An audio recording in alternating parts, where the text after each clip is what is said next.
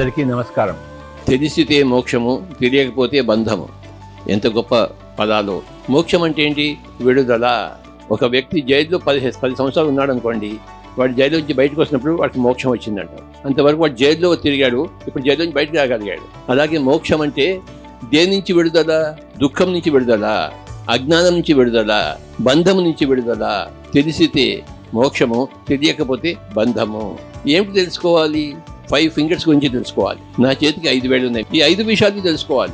అందులో కొన్ని మందికి తెలుసు, కొన్ని మందికి తెలియదు. మొట్టమొదటి ఏంటంటే శరీరము, రెండవది మనస్సు, మూడవది బుద్ధి, నాలుగవది ఆత్మజ్ఞానము, ఐదవది బ్రహ్మజ్ఞానం. ఇవి 5 తెలుసుకుంటే మోక్షము, తెలుసుకోకపోతే బంధము.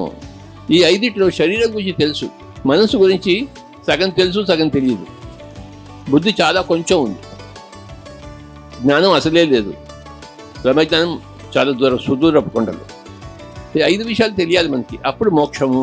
భగవద్గీతలో ఒక అధ్యాయం అంతా విషాద యుగంలో అర్జునుడు ఏడ్చాడు. అర్జునుడు అంతా ఏడిచిన తర్వాత కృష్ణుడు నోరిప్పుతాడు. అప్పటిదాకా నోరిప్పలే, ఆయన వింటూ కూర్చున్నాడు. అర్జునుడికి చెవులు అప్పగించి కూర్చున్నాడు. అర్జున విషాద యుగం అయిపోయింది. అప్పుడు కృష్ణుడు తన నోరిప్పాడు. నోరిప్పినప్పుడు మొట్టమొదటి శ్లోకం ఏంటంటే క్లైబ్యం మాస్మ గమః పార్థ న ఏతత్వయి ఉపపద్యతే క్షుద్రం హృదయ దౌర్బల్యం త్యక్తోత్తిష్ట పరంతప. క్లైబ్యం అంటే దీనత్వం. ఓ పార్థుడా, నీకు దీనత్వం చేయొద్దు, దీనుడుగా ఉండవద్దు. ఆయన దీనుడు అయిపోయాడు, గాంధీవం కింద పడేసి దీనుడు అయిపోయాడు.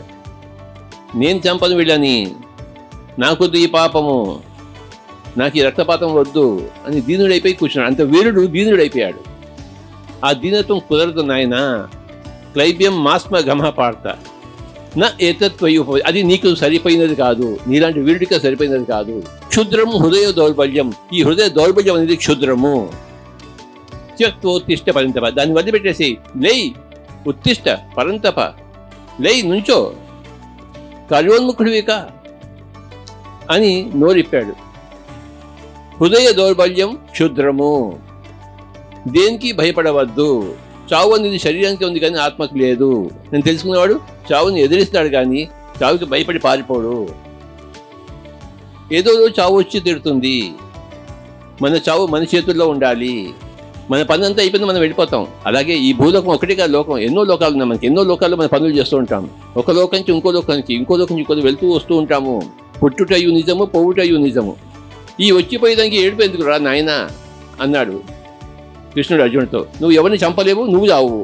నా హన్యతే హన్యమానే శరీరే, ఈ శరీరం చేస్తే నువ్వు చావవు. ఇది తెలుసుకుంటే మోక్షము, ఇది తెలియకపోతే బంధము. బంధం అంటే ఇరుక్కుంటాము, జైల్లో ఇరుక్కుంటాము.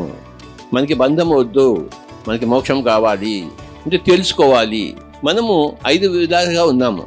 ఒక పక్కన శరీరము, ఇంకో పక్కన మనస్సు, ఇంకో పక్కన బుద్ధి, ఇంకో పక్కన ఆత్మ, ఇంకో పక్కన సర్వాత్మ. మనం 4 వేలు ఒకవైపు ఉన్నాయి, ఒక వేలు మటుకు వేరే వైపు.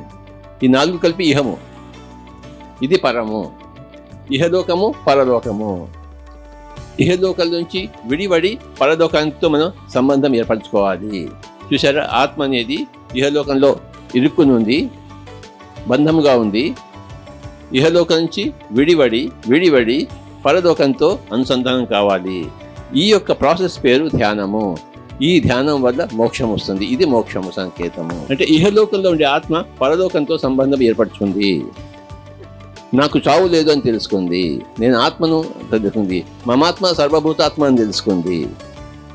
2 విషయాలు తెలుసుకుంటుంది ఆత్మ. తెలుసుకుంటే మోక్షం అంటే ఫస్ట్ తెలుసుకోవడం ఏంటి అంటే నేను శరీరం కాదు ఆత్మను. రెండవది తెలుసుకోవడం ఏమిటాయి అంటే మమాత్మ సర్వభూతాత్మ. అందరికీ కలిపి ఒకటి సర్వాత్మ ఉంది.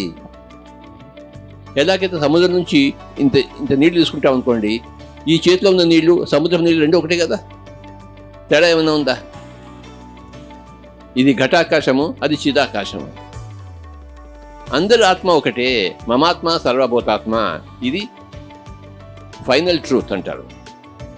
బేసిక్ ట్రూత్ ఈజ్ ఐఎమ్ ఆత్మ, fundamental truth. Final truth is మమాత్మ సర్వభూతాత్మ. బేసిక్ ట్రూత్ వస్తే జ్ఞానం అంటాము, ఆత్మజ్ఞానం అంటాము. ఫైనల్ ట్రూత్ వస్తే బ్రహ్మజ్ఞానం అంటాము. ఇది వచ్చినప్పుడు మోక్షము. తెలిసితే మోక్షము, తెలియకున్న బంధము. Thank you very much.